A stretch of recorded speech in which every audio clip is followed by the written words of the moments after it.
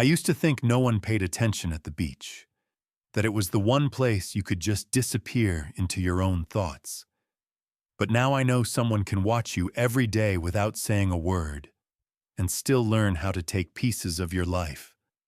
I rented a beach cabin that summer because I was burnt out, straight up mentally fried. No Wi-Fi, no neighbors, no bars. Just a basic cabin 15 minutes from the water. I'd found the listing on a dead simple website that looked like it hadn't been updated in 10 years. Perfect. The area had one public access point to the shore, Beach Lot 5.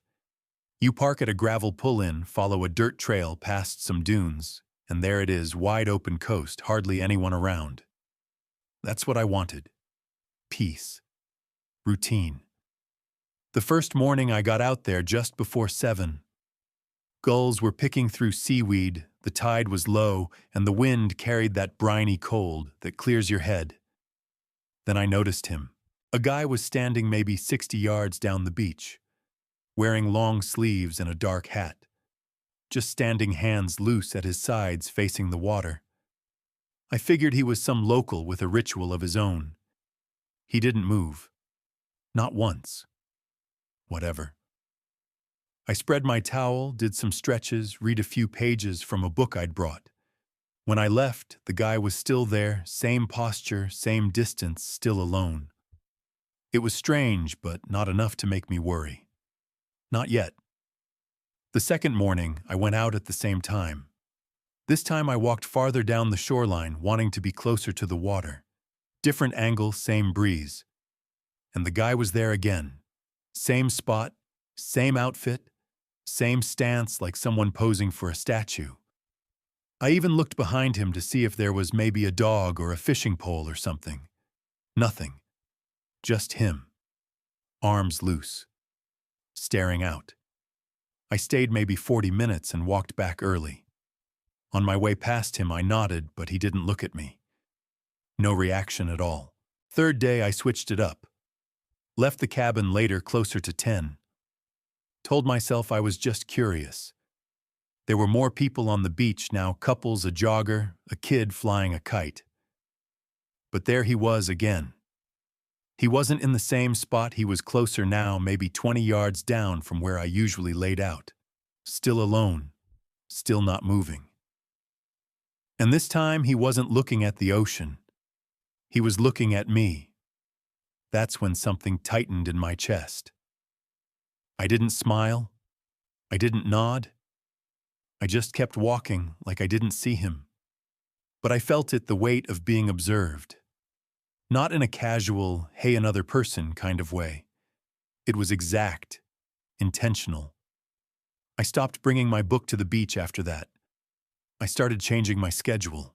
Went out earlier one day just after sunrise. The next, I didn't go out at all. Stayed inside, drank coffee, made notes in a little sketchbook. I thought that would reset whatever weird rhythm I'd fallen into. But the next time I did walk out there, a random Tuesday around noon, he was already there. Wearing sunglasses now. Same clothes, though. And here's the part that broke something in my head. He was holding the exact same paperback I'd been reading the first 2 days. I know what you're thinking, maybe coincidence. Maybe he just liked the same book. But it wasn't some bestseller.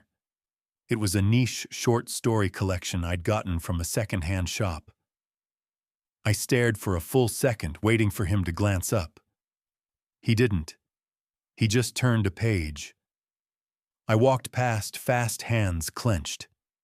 My brain was working overtime. Did I mention the book out loud, leave it somewhere visible?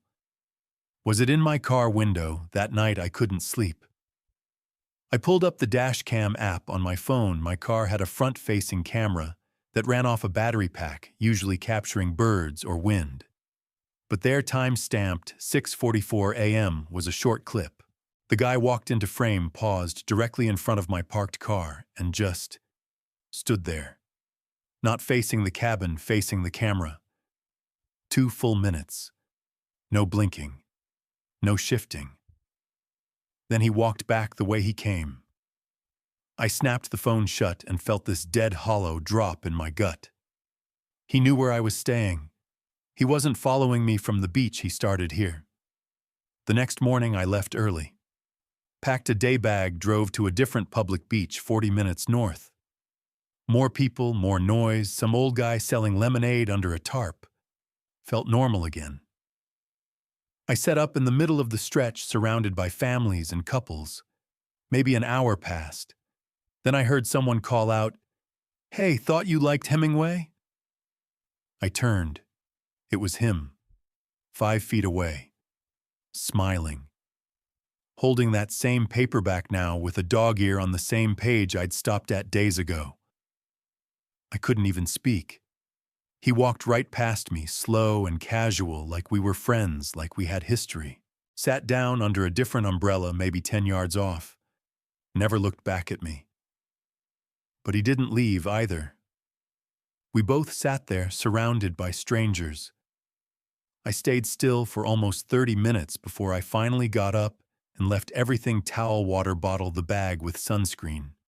Just walked straight to the car, locked the doors, and drove until the beach was 2 counties behind me.